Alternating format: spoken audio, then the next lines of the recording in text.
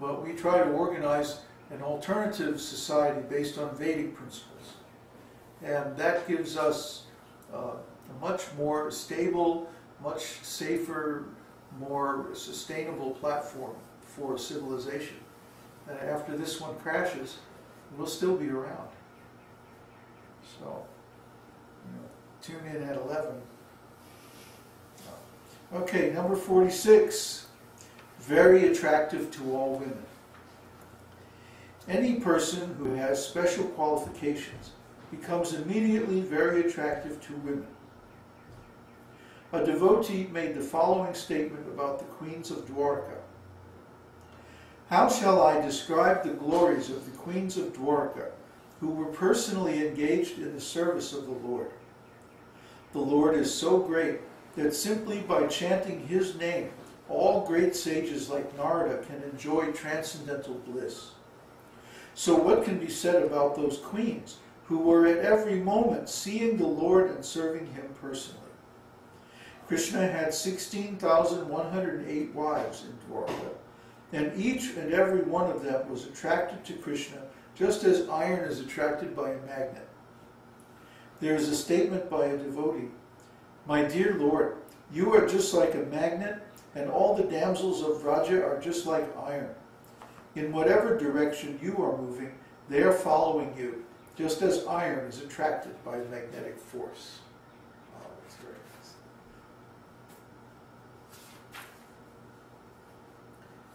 47. All-worshipable. A person who is respected and worshipped by all kinds of human beings and demigods is called Sarva Aradhya, or all-worshipable. Krishna is worshipped not only by all living entities, including the great demigods like Lord Shiva and Lord Brahma, but also by Vishnu expansions, forms of Godhead such as Baladev and Shesha. Baladev is a direct expansion of Krishna, but he still accepts Krishna as worshipable. When Krishna appeared in the arena of the Rajasuya sacrifice organized by Maharaj Yudhishthira, to all present, including all great sages and demigods, Krishna became the cynosure, the center of attraction, and everyone offered him all respects. Yeah. When Krishna is very nicely described in Śrīmad-Bhāgavatam, that when Krishna entered the assembly hall of the Pandavas for the Rajasuya sacrifice. By the way, this assembly hall was built by the demon Danava, who is an architect, and he created all kinds of wonderful illusions in this assembly hall. Some places that looked like water were actually dry land, and the reverse. Some places that looked like dry land were actually water. And when Duryodhana came in there, he fell in the water. And everyone was laughing at him, because they probably told him, don't step here. And because he hated to follow any instruction, he had to do it, he had to go there, so he fell in. And but everyone was gathered there. And you can imagine there must have been thousands of family members and kings and so many soldiers and sages and brahmanas and everybody. And it must have been like full of people. But then when Krishna came in, all the conversation stopped and all eyes turned toward Krishna. That's what cynosure means. The word cynosure means the center of attention. That whenever Krishna enters a room, everything stops and everyone becomes fixed on him. Because he has all good qualities, all attractive features. So when Krishna came in, everyone offered him their worship. And this was the actual beginning of the sacrifice when Krishna appeared. Number 48, all-opulent. Krishna is full in all opulences, strength, wealth, fame, beauty, knowledge, and renunciation. When Krishna was present in Dwarka, his family, which is known as the Yadu dynasty, consisted of 560 million members. And all of these family members were very obedient and faithful to Krishna. There were more than 900,000 big palatial buildings there to house all the people, and everyone in them respected Krishna as the most worshipable. Devotees were astonished to see the opulence of Krishna. You know, some people say, well, how could there be such a big city there? If you go there today, there's nothing. Well, some of it is buried down under. yes, it's in the ocean. It's described that when Krishna left this planet, then the city of Dwarka entered into the ocean. And recently they have done some sonar studies. They have, you know, this penetrating radar now that they use to look for artifacts. And they found so many buildings, actually all up and down the coast there, off of, it's in the province of Gujarat, state of Gujarat, that there's all kinds of buried houses in the mud in the ocean, just offshore. So Dwarka must have been a huge city, 900,000 buildings. I mean, that's an enormous city. And it was all surrounded by the ocean. No one could approach. So the whole thing sank into the ocean after Krishna left. And now, you know, of course, people are going to argue about it forever, but still, if they're going and looking, they'll find it.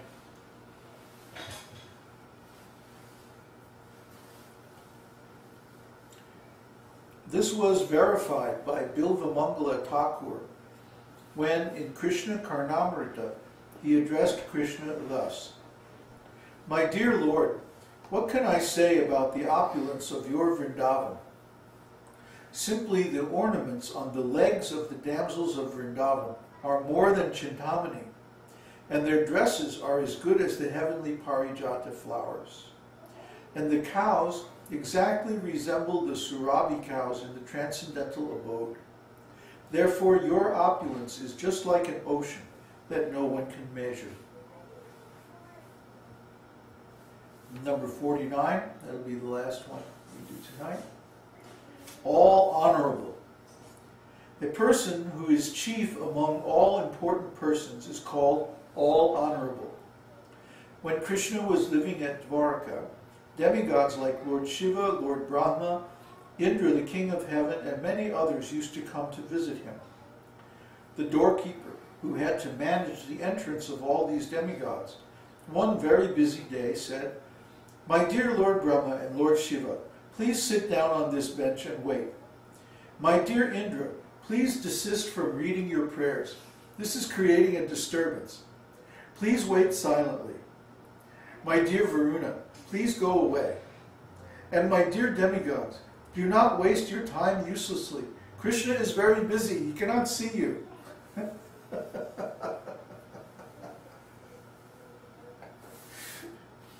There's a very nice example of this, how Krishna was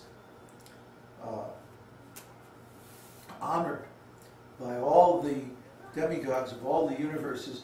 In Śrīmad-Bhāgavatam, in the story when Lord Brahma stole the cows and cowherd boys, that after Lord Brahma realized his mistake and he came and offered prayers and obeisances to Krishna, then Krishna called, well, first of all, Krishna showed how all of the cows and cowherd boys were actually Vishnu expansions.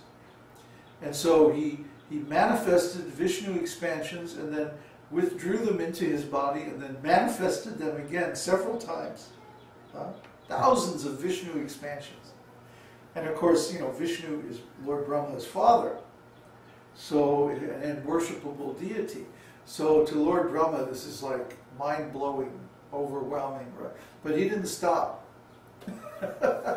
After this, he summoned all of the Lord Brahmas and Lord Shivas from all the different universes. And some of them had 10 heads, and some of them had 100 heads. Some of them had 1,000 heads, 1,000,000 heads. And they all came and offered their obeisances at Krishna's lotus feet. And there was this huge clanging sound as their helmets touched the ground. And it's stated that Lord Brahma felt like an ant among elephants.